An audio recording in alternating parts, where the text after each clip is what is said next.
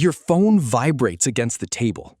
One message, one number, 11 digits, 12 zeros. You didn't become rich. You just became dangerous. At first, it doesn't feel real. You stare at the screen again. $112 billion. The room is the same. Same walls, same chair, same cheap light bulb humming above your head. Outside, someone is arguing over parking. A dog barks, somewhere a train passes. But inside this room, gravity has changed. Because a second ago, life was happening to you.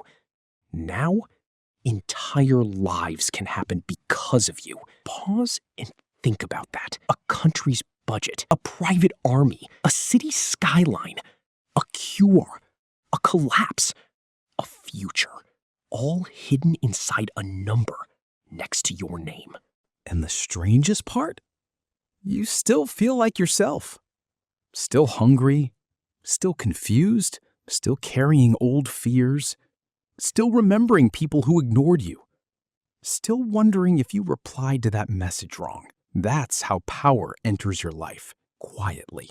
No music, no fireworks, no warning. Just a number so large, it bends reality around it. Then the calls begin. Not one call, hundreds. Lawyers, banks, advisors, news outlets, distant relatives who suddenly remember your birthday. People who always believed in you. People who hated you. People who need help. People who say it's urgent. People who say they need just 5 minutes. Here's the thing. Money doesn't arrive alone. It brings a crowd.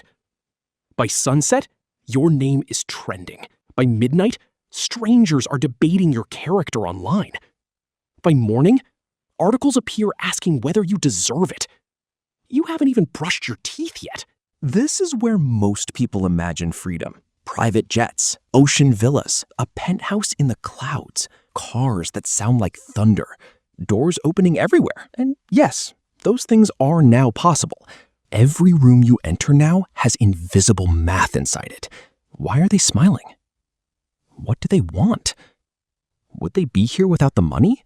Did that compliment belong to you or your balance sheet? That's the first prison, suspicion. You can buy almost anything except certainty. Your oldest friend invites you to dinner. You sit across from them, watching their face as they casually mention student loans, then rent, then how hard life has been lately.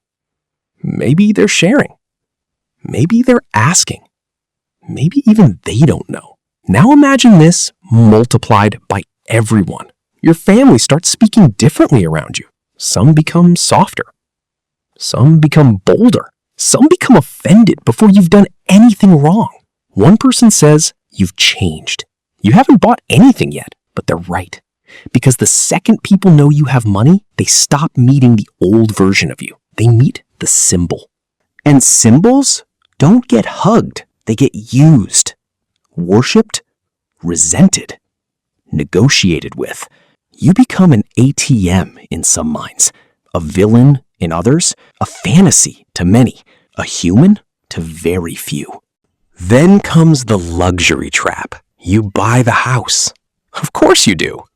Glass walls, endless views, floors so clean they feel fake.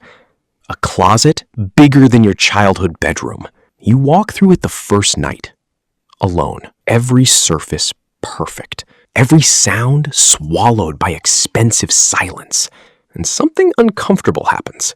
It's nice, but it's not magic. The bed still feels like a bed. The shower is still water. The sunset looks almost identical to the one you used to watch for free. Nobody tells you this part. Your imagination enjoys wealth more than your nervous system does. The first supercar feels electric. The third feels normal. The seventh feels like storage. Pleasure adapts fast. Humans are built that way. If joy stayed maxed forever, we'd never move again. So the mind recalibrates. Yesterday's miracle becomes Tuesday. And now you need bigger hits. A rarer watch, a larger yacht, a more exclusive island, a seat closer to power. This is the curse of abundance. When everything is available, nothing feels earned. When every door opens, walking through one means less. When you can have almost anything, wanting becomes harder. And wanting is where energy lives. Remember the version of you chasing goals? That hunger had structure. Wake up, work, improve, earn, dream. Now what happens when the scoreboard explodes? When effort is no longer required? Many wealthy people don't drown in excess. They drown in drift. Days become soft. Time becomes shapeless. You wake up with no boss, no urgency, no consequence. Sounds perfect for a week. Then the emptiness arrives, wearing silk gloves. Because purpose is not the same as comfort. Comfort reduces pain. Purpose justifies pain. Without purpose, even paradise gets weird. You start creating fake problems to feel alive. Drama, impulsive relationships, reckless investments, petty feuds, online obsession, anything to feel friction again, anything to feel the pulse of stakes. But this is where it gets strange. You also become more of whatever you already were. If you were generous, now generosity has artillery. If you were insecure, insecurity now has a billion-dollar microphone. If you were disciplined, discipline can build nations. If you were empty, emptiness gets marble countertops. Money doesn't install character, it reveals architecture. So how do you survive this? Not with more spending, not with better toys, with rules. Cold, intelligent rules. Rule 1, disappear strategically. The world wants immediate access to you because urgency is profitable. Deny it. Silence becomes leverage. Take months before making visible moves. No public shopping spree. No emotional promises. No heroic rescues. Move slowly while everyone expects chaos. Rule 2, build walls that love can't penetrate. That sounds harsh. It's necessary. Separate family from finance, friendship from funding, emotion from contracts. If someone needs help, create systems, not exceptions, because exceptions multiply. A single emotional yes can become a permanent tax on peace. Rule 3, keep one room where money is irrelevant. One table, one friend, one habit, one place where nobody cares who you are on paper. Maybe it's morning coffee alone. Maybe it's training in a plain gym. Maybe it's an old friend who insults you honestly. Guard that room with your life, because identity needs oxygen. Rule 4, convert wealth into mission before wealth converts you into appetite. Pick a problem so large it humbles your ego. Build housing, fund research, back creators, restore land, rebuild cities, create tools. Not because it's noble, because idle power turns inward, and inward power can become poison. Rule 5, stay hard to impress. The wealthy are surrounded by staged wonder, VIP lounges, exclusive clubs, artificial reverence, luxury theater. If your standards collapse, you become easy prey. A person addicted to status can be controlled with invitations. Never forget that. The most expensive leash is prestige. Then comes year 2. You've learned names, seen masks, watched greed wear expensive perfume. And now 2 futures stand in front of you. In the first future, you become the victim. You trust applause. You outsource thinking. You chase distraction. You collect objects like trophies from battles you never fought.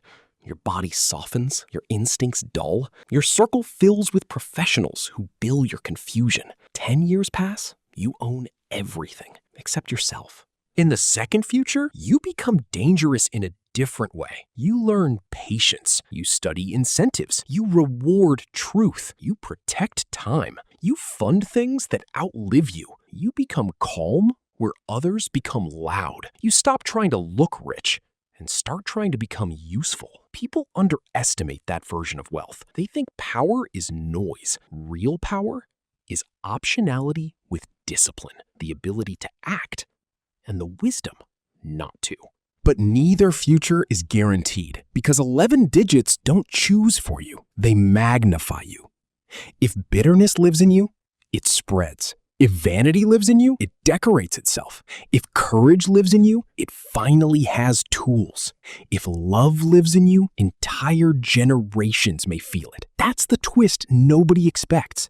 The inheritance is not money, it's exposure. Exposure to yourself, to your motives, your wounds, your hunger, your limits, your truth. And maybe that's why so many people fantasize about becoming rich, not for the yachts, for the hope that money will rescue them from themselves. But what if it can't? What if it only removes excuses? What if the moment you gain everything external, you finally meet whatever was internal all along? So now imagine it clearly. The account is real. The world is watching. Every door is unlocked. Every temptation is waiting. Every wound you never healed now has resources. Every virtue you built now has reach. And there's nobody left to blame. Would you become free or simply become a larger prison? So here's my question to you. In the comments, tell me, if you inherited $112 billion tonight, what is the very first thing you do in complete private when nobody could see or judge you? And before you answer, really think about it. No filters, no performance, just you. If you made it this far, you're exactly the kind of mind this channel is for. So hit like if you want more POV deep dives. Subscribe if you want to keep seeing behind the curtain. And I'll see you in the next one.